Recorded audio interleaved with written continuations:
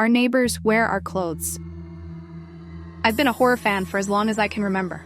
My brother and I used to binge watch 90s and early 2000s horror films every night. Slashers, ghost stories, you name it. I thought those movies had prepared me for anything.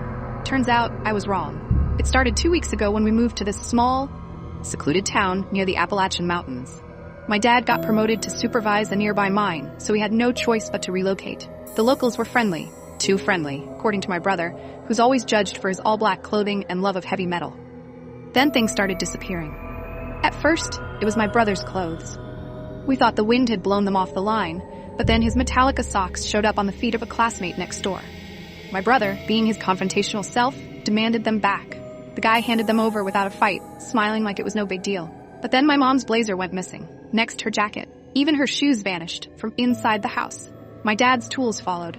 When we reported it to the police, they searched the neighbor's house but found nothing. After that, the neighbors began giving us cold, judgmental stares, as if we were the troublemakers.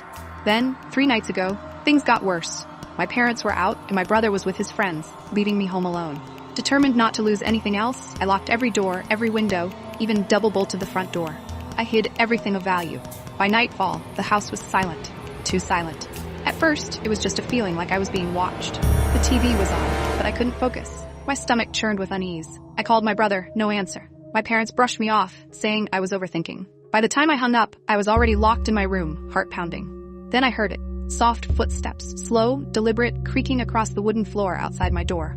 I froze, holding my breath. Someone was in the house. I crouched to peer through the gap under the door. The living room light was still on, and everything looked normal. The sofa, the coffee table, the TV stand. But then I saw it. A foot. It stood unnaturally still. Toes pointed straight down, like someone balancing on tiptoes, and it was wearing my mom's missing shoe. Then came the voice. "Sweetheart, it's me. Open the door." It sounded like my mom, but wrong. Her tone was too slow, too low, like someone trying to mimic her. I didn't answer. The foot moved. A single step forward, deliberate and unnatural. "Come on, honey, it's okay." My hands trembled as I grabbed a chair and barricaded the door. I pressed my body against it, shaking, trying to hold it shut. The voice didn't grow angry. It didn't bang on the door. It just stayed calm, calling to me, over and over while a sharp, minty smell filled the air. It was so strong it made my head spin, my thoughts foggy. Then I heard it step closer. I don't remember much after that. The next thing I knew, my brother was shaking me awake. I was slumped on the floor, the chair still pressed against the door, but the door was wide open. Here's the thing, I locked that door. I try to tell myself it was just a dream, but the minty smell still lingers, and I can't stop wondering, who opened the door, and why didn't they take me?